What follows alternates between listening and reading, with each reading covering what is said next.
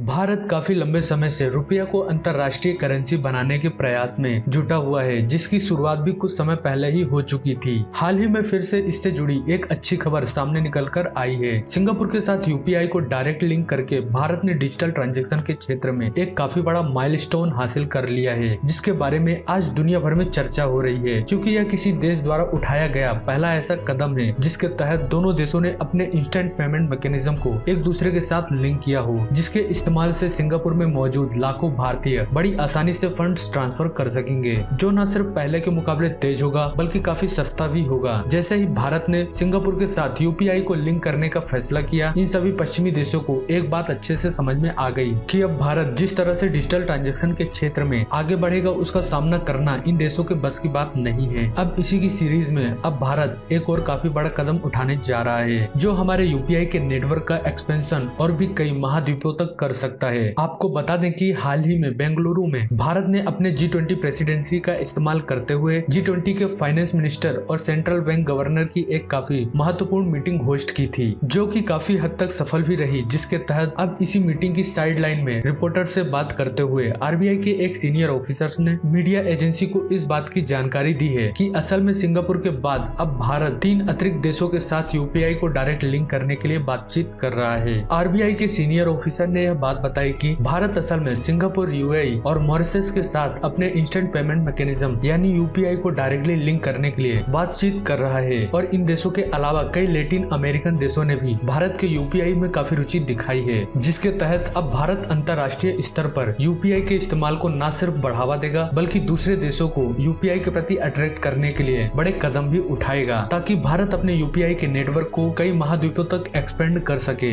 इसके अलावा अगले कुछ महीनों में एनआरआई यानी नॉन रेसिडेंशियल इंडियन भी यूपीआई पेमेंट का इस्तेमाल कर सकेंगे, जिसमें पेमेंट करने के लिए वे अपने इंटरनेशनल नंबर को सफलतापूर्वक यूपीआई के ऐप से लिंक करते हुए पेमेंट कर पाएंगे। आपको बता दें कि ये फीचर टेक्निकली तौर पर तो अवेलेबल है, लेकिन कुछ टेक्निकल कारणों की वजह से अभी इस अपडेट को इस्तेमाल के लिए रोल आउट नहीं किया गया है, जो अगले कुछ महीनों में पूरा हो जाने के बाद लॉन्च कर दिया जाएगा। विदेशों में मौजूद भारतीय यूपीआई का इस्तेमाल करते हुए पेमेंट कर सकेंगे, तो भारत को मिलने वाले फॉरेन रेमिटेंस में भी बड़ी वृद्धि होगी, क्योंकि तब बाहर मौजूद भारतीय बिना किसी एडिशनल सरचार्जेस के और बिना ज्यादा लंबे समय तक के वेट के तुरंत भारत में मौजूद अपने परिवार और दोस्तों को पेमेंट कर सकेंगे, जो उनके लिए काफी बड़ा एडवांटेज होगा। साथ ही इससे भारत की अर्थव्यवस्था भी मजबूत होगी और हम आगे जाकर इंटरनेशनल फंड ट्रांसफर सिस्टम से अलग हटकर अपना एक इंडिजीनियस सिस्टम बना सकेंगे, जो कि हमें पश्चिमी देशों के फंड ट्रांसफर से जुड़े प्रतिबंधों से पूरी तरह से निजात दिलाएगा, जिससे भारत का वो हाल कभी नहीं होगा जो आज पश्चिमी देशों के प्रतिबंध की वजह से रूस का हुआ है। तो दोस्तों, इस बारे में आप सभी क्या सोचते हैं, आप हमें नीचे कमेंट में पिन करके जरूर बताना, और वीडियो अच्छी लगी हो तो वीडियो को लाइक और शेयर करना। Thanks for watching.